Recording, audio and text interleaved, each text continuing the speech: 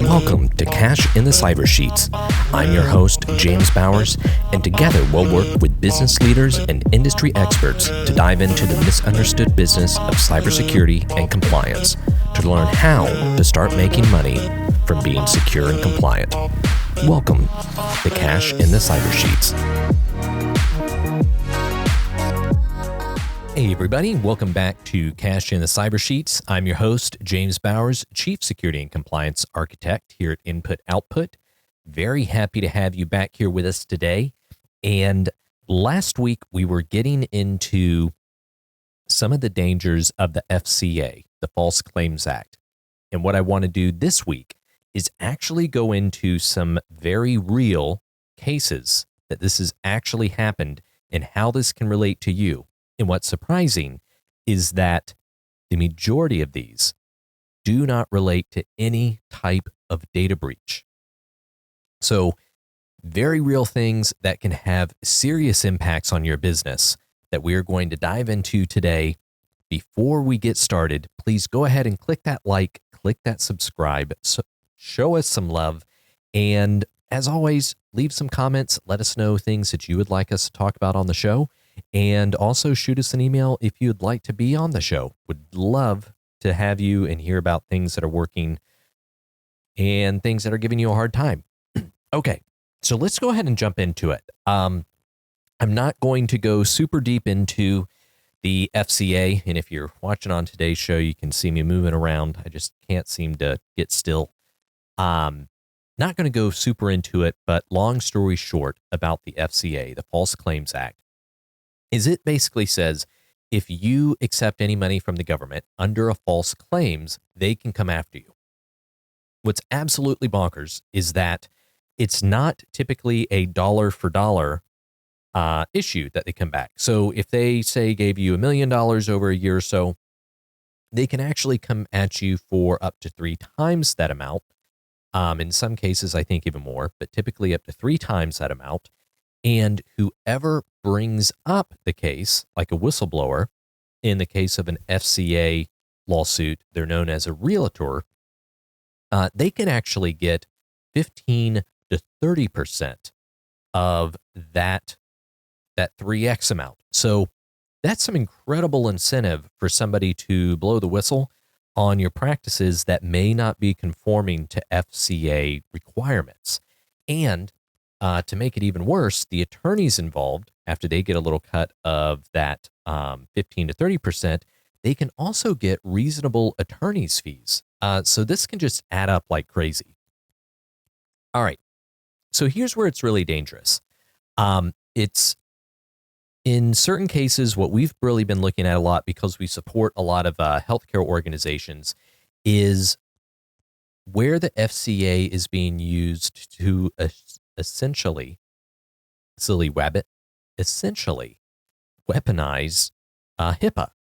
And in some of these cases, actually, I think in all of these today, there was not a data breach at all.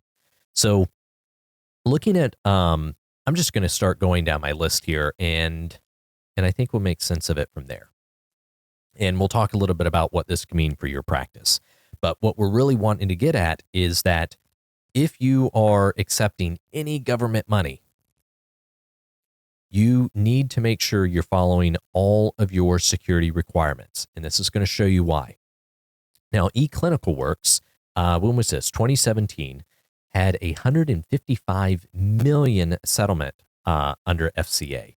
Now, theirs is a bit more, I'd say, what we call material, in that they misrepresented their software capabilities to earn a certification, basically stating that certain controls were there and they weren't really there, or they weren't there to that degree which they stated that they were. Now, that is much more of a direct, we made this representation and we weren't doing it, much more material. As we get to the next one here, Greenway Health, they also they got nailed for $57.25 million. Now, theirs was the same type of certification issue with a platform And it was certification control failures. Again, though, not a breach. So this is where, with these two and the next, which is Next Gen Health, also misrepresented their EHR capabilities under a certification. None of these payouts, none of these settlements had anything to do with any type of data breach. It was actually the government or, in some cases, a whistleblower stating that, hey, what they said is not what they're doing. So previously in the past, where things like this wouldn't come up or you wouldn't really have a worry about HIPAA violations unless there was a breach, the FCA is creating a situation where you don't need a breach. Now, those are what I'd say definitely much more material. We said we were doing this, and it wasn't exactly the way we said it was. And there's a lot of companies that I think will feel much safer because, well, we've never made a material representation like that. We don't have any hard and fast requirements in our contracts that we've ever said we were doing something and we're not. So we're safe. But here's where it starts getting, I think, dicey and dangerous. And again, before I go forward, I think we said it in our last one. I think we've said it in a lot of them. Not a lawyer.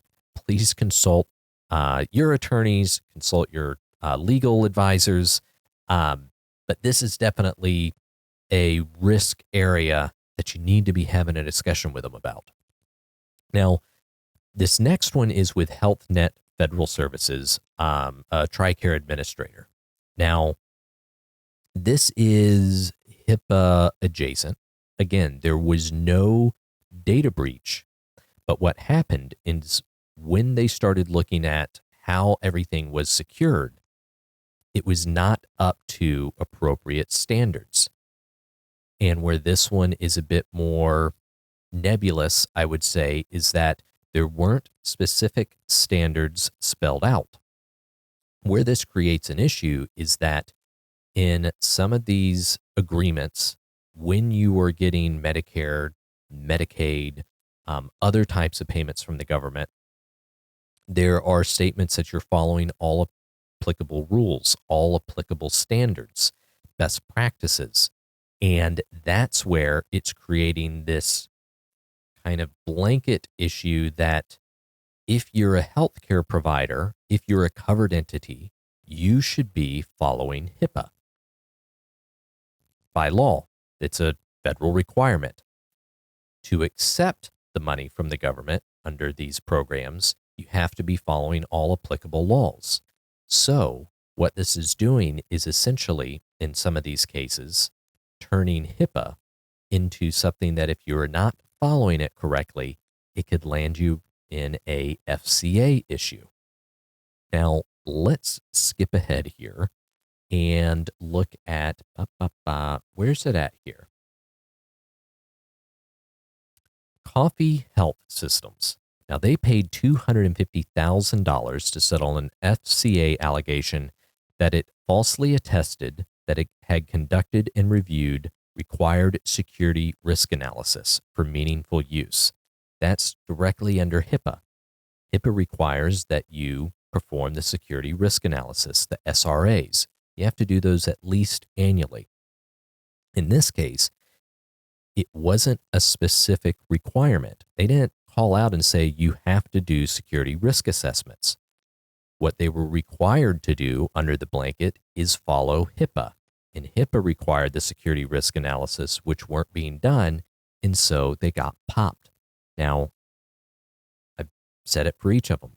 There was no breach in this case. There was not a data breach where they started poking around.